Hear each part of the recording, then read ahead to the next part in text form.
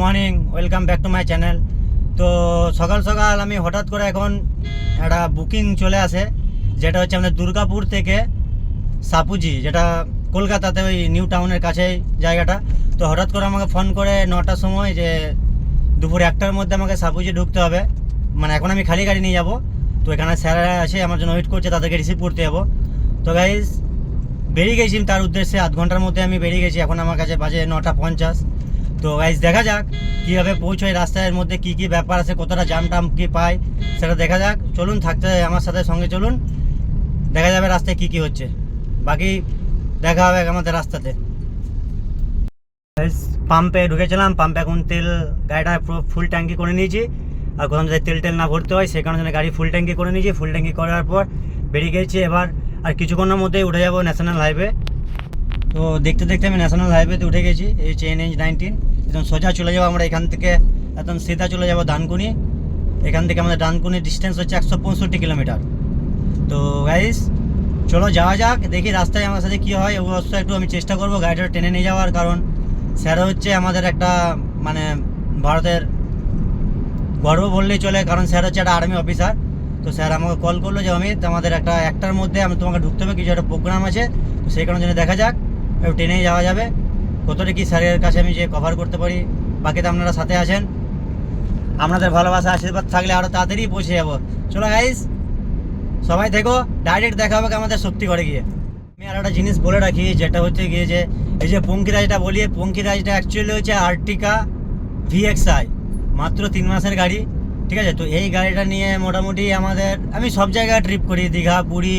এই আমার কালকে আবার বেরোবো কুম্ভমেলা, বেনারস, রাম মন্দির। তো গাইস আমার ফেসবুক ফ্রেন্ড বা ইউটিউব ফ্রেন্ড যারা আছো সবাইকে আমি জানাচ্ছি যে আপনাদের যদি কোনোদিনও কোনো কিছুর জন্য, কোনো ট্যুরের জন্য বা কোনো এমার্জেন্সির জন্য, যে কোনো কারণে যতটা রাত্রে হোক আপনাদের যদি গাড়ির প্রয়োজন হয়, মনে হয়, আপনি আমাকে এখানে কমেন্ট করে হয়তো আমার নাম্বার আমি দিয়ে দেবো, এই নাম্বারে কল করতে পারেন। 24 ঘন্টার মধ্যে যে কোনো গাড়ি আমরা চাই, ছোটো গাড়ি, বড় গাড়ি, ট্রাভেলার, উইঙ্গার, সুইফট ডিজায়ার, সব রকম গাড়ির ব্যবস্থা আপনাকে করে দেওয়ার দায়িত্ব আমার। তো আমাদের ফেসবুক ফ্রেন্ড থেকে বলছি, কাউরির যদি কোনো কিছু ট্যুরের বা কিছু প্রোগ্রাম করছেন আমার সাথে কন্ট্যাক্ট করতে পারেন। আমি আপনাদেরকে পুরো গাইড করে দেবো, কীভাবে যাবেন, কীভাবে থাকবেন, সব কিছু আমার কাছে মোটামুটি সব জায়গায় গাড়ি অ্যাড্রেস আছে। তো গাইস যার লাগবে প্লিজ একটু কমেন্ট করো। কোনোদিন যদি কাউরির প্রয়োজন মনে হয় যে দরকার, হয়তো আমি ট্রাভেলার অমিত ভাইকে, তো মনে করো গাইস তোমাদের জন্য আমি সবসময় আছি। আর কি দেখতে দেখতে নবাবহাট মানে বর্ধমানের থেকে 7 কিলোমিটার আগে ঢুকতে ঢুকতে আমরা জামে ভেসে যাই। তো মোটামুটি নবাবহাটের সিগন্যাল আগে জাম পড়ে গেছে, দেখুন সামনে বাস। তো কপালটাই আমার খারাপ, যাই হোক দেখি কত দূরের মধ্যে আমি কতক্ষণের মধ্যে শক্তিগড় ঢুকতে পারি, তাহলে আমি বুঝতে পেরে যাবো কী টাইমে আমি পৌঁছাতে পারবো। আর জামের সম্মুখীন হতে হচ্ছে, যেটা হচ্ছে বর্ধমান উল্লাস মোড়ের যে সিগন্যালটা আছে, সিগন্যালটা কাছে মনে হচ্ছে আজকে ভালো রকমই জাম লেগে গেছে। তো দেখে নাও। আর তোমাদের একটা জিনিস দেখি, রাস্তার মধ্যে কেউ কোনো হেলিকপ্টার দেখেছো? তো গাইস দেখো, দেখতে পাচ্ছ পেছনে দাঁড়িয়ে আছে হেলিকপ্টার, এই দেখো এরা হচ্ছে হেলিকপ্টার, এরা হচ্ছে সব জায়গায় ঢুকে যায়। তো ফাইনালি দেখতে দেখতে 1 ঘন্টার মধ্যে পৌঁছে গেলাম শক্তিগড়। দুর্গাপুর টু মানে আমাদের বিধাননগর থেকে 180 কিলোমিটার ছিল। তো আমি ওখান থেকে বেরিয়েছিলাম পাক্কা 10টায় তেল ভরে। তো এখন আমার বাজে দেখুন ঘড়িতে, দেখুন 11:20। তো 11:20-র মধ্যে আমি শক্তিগড় ঢুকে গেছি। তো শক্তিগড়ে কালকে আমি তারাপীঠ গেছিলাম, তো রাত্রে অনেক রাত হয়ে গেছিলো, ঠিকঠাক খাওয়া দাওয়া হয়নি। তো শক্তিগড়ে কিছু একটা টিফিন করে নেবো, চা খেয়ে দেবো, তার মধ্যেই বেরিয়ে যাবো আবার আমার যেটার দিকে লোকেশন, সেটার দিকে। তো গাইস আমি একটা জিনিস বলে রাখি, যারা শক্তিগড় আসো, এই যে বাঁ দিকে দোকানগুলো দেখতে পাচ্ছ আমাদের কলকাতা যাওয়ার দিকে। তো আমি সবাইকে একটা কথা বলবো যে কলকাতা যাওয়ার দিকে যে যাওয়ার সময় যে লাস্টের দোকানটা পড়বে, যেটার নাম হচ্ছে ল্যাংচা কুটির, সেটাই গিয়ে দাঁড়াবে, কারণ সেখানে টিফিনটা ভালো করে, ল্যাংচাটাও ভালো করে, ঠিক আছে। মোটামুটি এইগুলোর থেকে বালাজি টালাজির থেকে অনেক বেটার করে। তো চলো গাইস আমরা ওইখানে যাবো, ওইখানে গিয়ে দেখাবো কি আমি এখন খাবো, আর কত সুন্দর খাবার, কত সুন্দর পরিবেশ, সব আপনারা দেখতে পাবেন ভিডিওতে। এখন গাইস সেই দোকানটা, যেটা দেখুন ওভারব্রিজটা উঠছে হাইওয়ের এই মা হাতে, যেটা এটাই হচ্ছে শক্তিগড়ের যে দোকানটার নাম বলছিলাম ল্যাংচা কুটির। তো এই ল্যাংচা কুটিরে আমরা চলে এলাম, ঠিক আছে। তো এখন আমি গাড়ি পার্ক করব, পার্ক করা হয়ে গেছে। তো পার্ক করা হয়ে গিয়ে দেখতেই পাচ্ছেন আপনারা এদিকে এই দোকানটা, এই দোকানটাতে সব কিছু। চলো যাই ভিতরে গিয়ে টিফিন করে নিই, একটু টাইম হয়ে গেছে। ওকে গাইস চলে এলাম শক্তিগড়। তো চলো শক্তিগড় যাওয়া যাক। এই বেরিয়ে গেছেন শক্তিগড়ে। তো ভাই বেরোতে বেরোতে আসি, এসে দেখতে দেখতে দেখুন একটা অডি দাঁড়িয়ে আছে আমার পাশে। অডিও চলে এসছে দোকানটাতে, মানে বুঝতে পারছি কত ভালো দোকান। তো গাইস এই দেখো অডিটা দাঁড়িয়ে আছে। তো আমি চলে এসেছি এখন দোকানে। তো দোকানে গিয়ে এখন দোকান যে কী খাওয়া যায় দেখি। তাই সেটা তো একদিন আপনাদেরকে দেখিয়েছিলাম যে এটা একটা ভালো সেই মানে যেটা থেকে দেখুন এটা থেকে আপনাদের ভালো পরিবেশ আছে, যেটা থেকে আপনি এখান থেকে ফিল করতে পারবেন রেল লাইন সব। তো এখানে সামনে ওয়াশরুম, তো তারপর এখানে যে খাবার খাওয়া যাবে। কচুরি খাবে, দেখুন 4টা কচুরি টোকেন কেটে নিয়েছি, যেটার দাম হচ্ছে 4টায় 40 টাকা। তো কাকিমাকে এখন টোকেনটা দিয়ে দেবো। তো গাইস ফাইনালি আমার কচুরি এখন চলে যাচ্ছে, তো আমি এখন কচুরি খাবো। তো কচুরি খেয়ে তারপর বেরিয়ে যাবো, ঠিক আছে।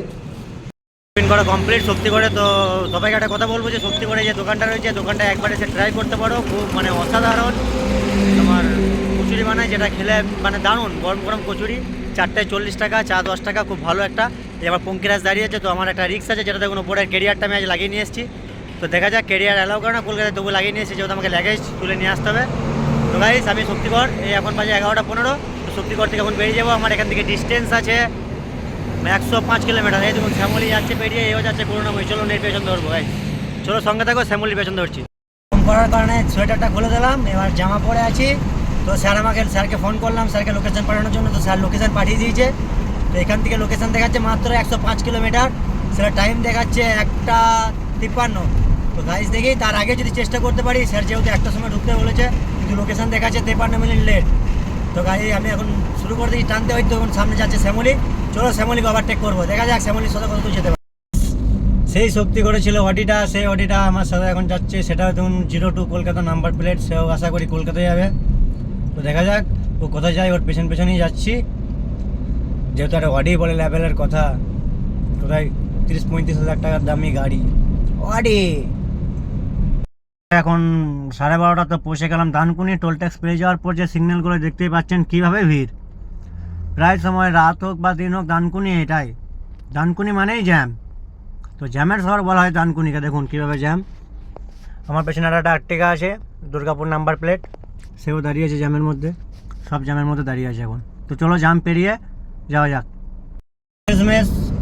160 কিলোমিটার জার্নির পরে চলে এলাম আমরা দক্ষিণেশ্বর টোল গেট। তো এখান থেকে আমার লোকেশন অনুযায়ী স্যারের যে হোটেল দেখাচ্ছে 32 কিলোমিটার। তো 32 কিলোমিটার দেখাচ্ছে, আর 1 ঘন্টা টাইম লাগবে। এখন বাজে 12:40। তো 1:40-এর মধ্যে আমাকে টাইম দেখাচ্ছে হোটেলে ঢোকার, মানে ঢুকে যেতে পারবো। তো দেখতে দেখতে দেখুন চলে এসেছি ডানকুনি টোল ট্যাক্স। তো বেসিক্যালি আমি এদিকটাই নেবো, যেদিকটা এমার্জেন্সি লাইন, তো ওটা বন্ধ আছে। তো তার পাশেটা দিয়ে যাবো, যেটা সেটা ফাঁকা আছে। তো এই ঢুকে গেলাম আমরা টোল ট্যাক্সে। এখান দিয়ে এখন এয়ারপোর্ট দিয়ে নিউ টাউন দিয়ে আপনার বিশ্ব বাংলা গেট দিয়ে আমরা বেরিয়ে যাব সাপুয়া। তো গাইস চলো চলতে থাকে। এই দেখুন এই একটা মানে দারুণ জায়গা। এই টোল ট্যাক্সটা আমি আগের ভিডিওতে বলেছি আমার খুব ভালো লাগে, প্রচুর স্পেস আছে জায়গাটার মধ্যে। তো এই কারণের জন্য এই যে বাঁ দিকের রাস্তাটা যেটা চলে গেছে বালি ব্রিজ, যেটা দিয়ে আপনি এয়ারপোর্ট যেতে পারবেন, বাট আপনার ওটাতে কোনো টোল ট্যাক্স লাগবে না, কারণ ওটা যে ওয়ান ওয়ে রাস্তা, অনেক জ্যাম হওয়ার চান্স থাকে। তো আমরা বেসিক্যালি এটা এয়ারপোর্ট তো ধরুন এটা এমার্জেন্সি কাজ, কারণ ফ্লাইটের টাইম থাকে, কোনো রাস্তায় জ্যাম হয়ে যায়, ওই কারণের জন্য বেসিক্যালি আমরা এই রাস্তাটা ইউজ করি। তো এটা আমরা 90 টাকা, 40 টাকা, 140 টাকা আপ ডাউনের একদিনে টোল ট্যাক্স লাগলেও মানে আপনি আরাম করে নিজের মনের মতো করে যেতে পারবেন। দেখতে পাচ্ছেন কতটা ক্লিয়ার রোড। যে বাসটা যাচ্ছে সেই বাসটা আমাদের আসানসোল ডিপোর গাড়ি, আসানসোল টু করুণাময়ী। চলো গাইস দেখা যাক। SBSTC থেকে একটু টপকে দিই, কারণ এদেরকে টপকাতে আমার খুব ভালো লাগে। শ্যামলি, গ্রিন লাইন, SBSTC এগুলো হচ্ছে আমার বহুত বড় দুশ্মন। তো এই দেখুন করতে করতে SBSTC থেকে টপকে দিলাম, তখন ঢুকে যাচ্ছি। চলুন একটু পরে দেখতে পাবো আমরা চলে আসবো দ্বিতীয় হুগলি সেতু, যেটার নাম হচ্ছে নিবেদিত সেতু। তো সেই সময় অবধি ওয়েট করুন। চলুন দেখতে দেখতে আমরা পৌঁছে গেলাম নিবেদিত সেতু, যেটা দ্বিতীয় হুগলি সেতু।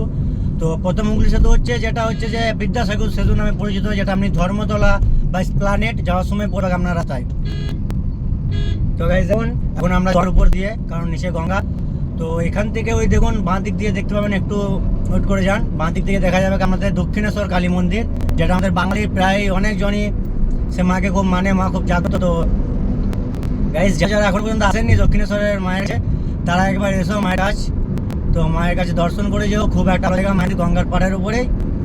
তো আপনাদেরকে দেখাচ্ছি হালকা, যেহেতু ক্যামেরার মধ্যে আসবে। দেখুন একটু বাঁ দিয়ে আমি করছি ক্যামেরা, দেখুন এদিকে বাঁ দিক দিয়ে দক্ষিণেশ্বরের কালী মা। তো মাকে একটু প্রণাম নিলাম। আপনারাও যদি কোনোদিন যার শখ আছে, মানে ইচ্ছে আছে মায়ের কাছে আসার, মায়ের কাছে আসবেন। আর যদি মনে হয় যে গাড়ি করে আসবেন, তো আমাকে ফোন করতে পারেন, আপনাদের জন্য আমি সবসময় রেডি। পুরো ট্রাভেলিং করে দেবো পুরো কলকাতা, যে কোনো জায়গার যদি আপনারা ঘুরতে চান আমার সাথে কন্ট্যাক্ট করুন, আমার নাম্বার আমি ডেসক্রিপশন বসে দিয়ে দেবো। তো গাইস এদিকে ডান দিকে যে রাস্তাটা যাচ্ছে সেটা চলে যাচ্ছে শ্যামবাজার, বিটি রোড, বরানগর, আর বাঁ দিক দিয়ে আমরা চলে যাব এখন। আর এইদিকে বলে রেখে দেখুন দক্ষিণেশ্বর স্টেশন যেটা বলে ট্রেনের, এটা হচ্ছে দক্ষিণেশ্বর স্টেশন। তো এখান দিয়ে আমরা এখন বেরিয়ে যাব। তো আর একটা জিনিস বলে রাখি, এই যে রাস্তাগুলো একটু ফলো করে আসবে, কারণ এই রাস্তাতে অনেক পুলিশের হেপা থাকে। যেহেতু আমাদের দুর্গাপুর নাম্বার প্লেট দেখলে, আসানসোল নাম্বার প্লেট দেখলে তারা ইচ্ছাকৃত চেকিং করে, যদি কারোর কোনো ফল্ট বেরিয়ে যায় তারা ফাইনও করে দেয়। তো আর কি আমার উপরে একটা ছাদ লাগানো আছে, সেটার জন্য আমি টেনশনে আছি, হয়তো আমার সাথে হতে পারে পুলিশে চেকিং করতে পারে, বাট আমার গাড়িতে এখন কেউ নেই। যদি কিছু বলে তো সে আমি ম্যানেজ করে নেবো, আমরা থাকুন, আমরা দেখতে পাবেন। যদি আশা করি আমার সাথে এটা হয় তো আপনাদেরকে আমি ভিডিও করে দেখাবো যতটা পারবো। তো এই দিক দিয়ে এখন উঠে গেলাম। এখান থেকে মাত্র 8 কিলোমিটার হচ্ছে আমাদের কলকাতা দমদম এয়ারপোর্ট, যেটা Netaji Subhas Chandra Bose airport, international airport. তো গাইস চলো ডাইরেক্ট এবার দেখা হবে এয়ারপোর্টে গিয়ে। সেই ওভারব্রিজ, যেই ওভারব্রিজটা দিয়ে আমরা এয়ারপোর্ট যাব। তো এই ওভারব্রিজটা দিয়েই আপনি দেখতে পাবেন সামনে এয়ারপোর্ট, যেটা এয়ারপোর্ট আমাদের 2.5 নাম্বার গেট। 2.5 নাম্বার গেট দিয়ে আমরা এয়ারপোর্ট, যদি কেউ কোনোদিন এয়ারপোর্ট রিসিভ বা ড্রপ করতে আসো তো তাদের জন্য আমি গাইডেন্স করে দিচ্ছি, মানে অবশ্য যারা নতুন আসবে তাদেরকে নিয়ে। দেখুন এয়ারপোর্টের লোকেশন লোগো দেখা যাচ্ছে আমাদের, এটাই হচ্ছে এয়ারপোর্টের বাঁ সাইডে আমাদের এয়ারপোর্টটা পড়বে, ঠিক আছে। ওই দেখুন সামনে একটু দেখা যাচ্ছে এয়ারপোর্টে, যেখান থেকে আমাদের waiting room, flight take off landing ওখানে করে। তো এই দেখুন এই ওভারব্রিজটা ধরে এখন যাব আমি। তো সামনে যেখানে বলছিলাম পুলিশের ভয়, সব থেকে পুলিশের ভয় হচ্ছে আমাদের এখানকার বিধাননগর রোডের এই সাইডের, সেটা হলো 2.5 নাম্বার গেট। কারণ 2.5 নাম্বার গাড়ি চেকিং হয়, যেহেতু এর আগে আমার সাথে একদিন হয়েছিল, আমাকে একদিন চেকিং করেছিল, তো আমার কোনো মিস্টেক ছিল না বলে আমার কোনো ফাইন করতে পারেনি। তো আপনাকে দেখাবো সেই 2.5 নাম্বার গেট, যে কোন 2.5 নাম্বার গেট দিয়ে আপনি চলে যাবেন এয়ারপোর্টের রাস্তায়। চলুন এই দেখুন এখান থেকে আমরা নেবো লেফট, যে রাস্তাটা এয়ারপোর্ট ঢোকার। এই দেখুন এখান থেকে আমরা নেবো লেফট। তো লেফট আমরা নিয়ে নিয়েছি। এই দেখুন এখানে পুলিশ মামুরা দাঁড়িয়ে আছে, ওরা ওই দিকটা দিয়ে বেসিক্যালি চেকিং করে। তো আমি বাঁ দিকটা ধরে চলে যাব, তো দেখা যাক কি হয়। তো আশা করি যাই হোক, যাই শ্রী রামের নাম করে কোনো রকম আমাদের দিকে, তো আমার গাড়িটার দিকে টর্ন পড়েনি, অনেক জ্যাম ছিল, সেই কারণের জন্য কিছু মানে আমার প্রবলেম হলো না। তো আমরা বেরিয়ে গেলাম মেন জায়গা থেকে। তো এখানটায় বেরিয়ে যাওয়ার পর মোটামুটি সেরকমভাবে আর কোথাও চেকিং করা যায় না। তবে ডাইরেক্ট দেখাবো আপনাদেরকে এয়ারপোর্ট কীভাবে উঠছে গাড়িটা। দেখুন এখানে দেখা যাচ্ছে টার্মিনাল 2 লেখা আছে বাঁ হাতে।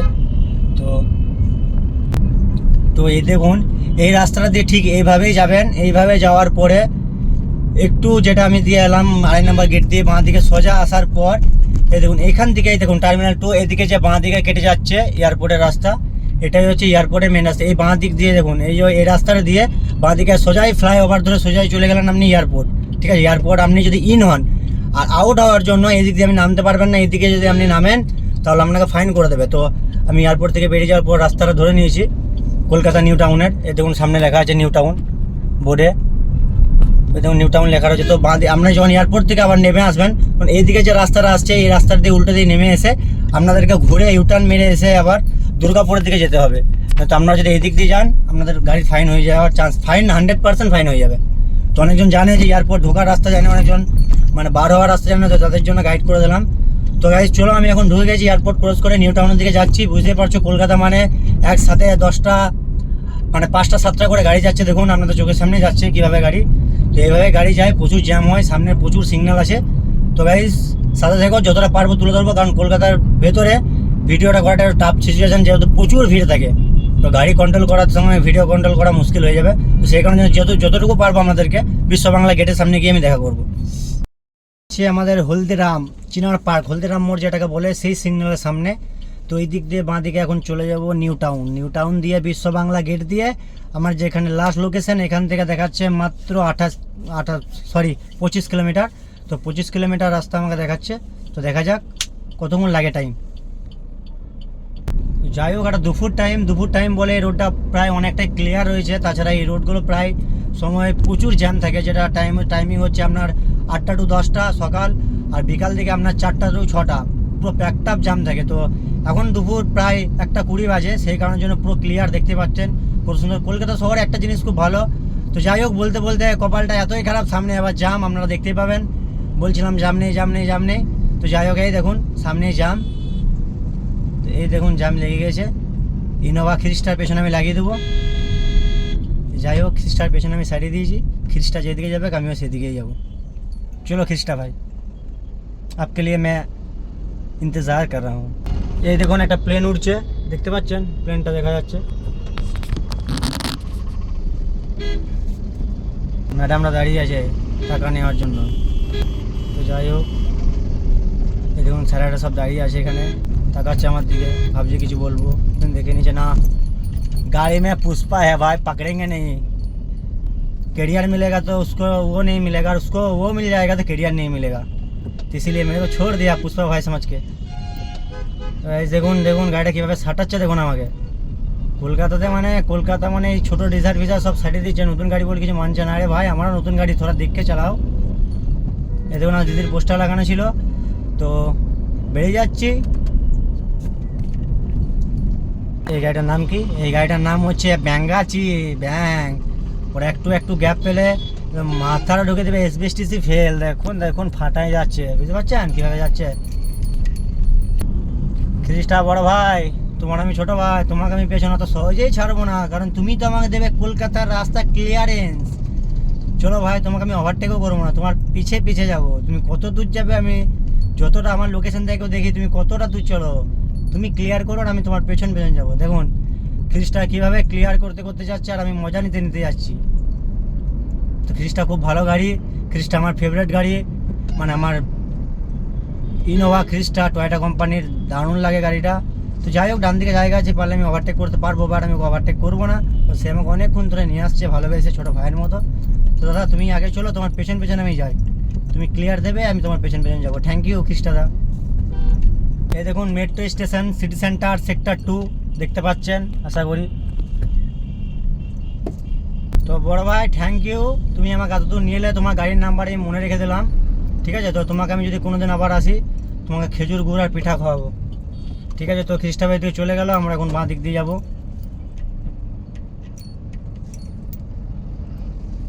কলকাতা মানে হচ্ছে সিগন্যালের জ্যাম, সিগন্যাল আর সিগন্যাল। দেখুন কত সিগন্যালের জ্যাম কীভাবে, এখান থেকে মাত্র আর বেশি কোনো রাস্তা নয়, কিলোমিটার নয়, তাও এত কোনো রাস্তা, মানে সিগন্যাল কীভাবে পড়ে, ঘন ঘন সিগন্যাল, 100 মিটার। তো চলো এই সিগন্যাল খুলে দিয়েছে, তো যাওয়া যাক।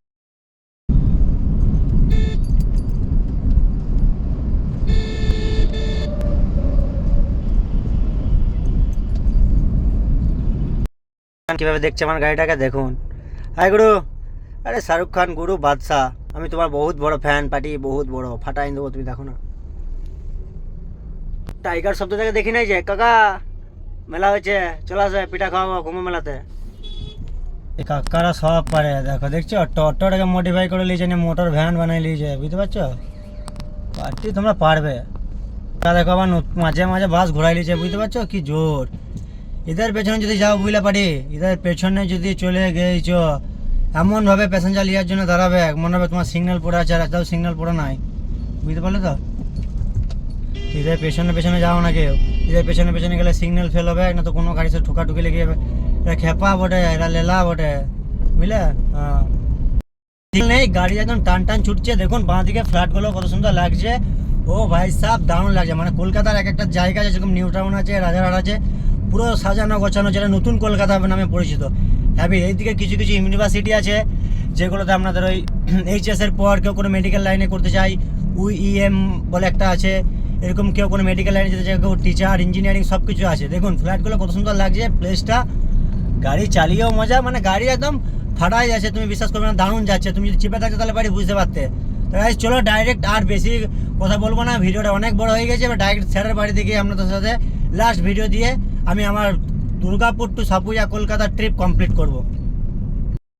সাথে একটু হার্দিকদাকে পেয়ে গেলাম, তো হার্দিকদার রিয়াকশানটা দেখো, মনে হচ্ছে আমি কিছু করেছি।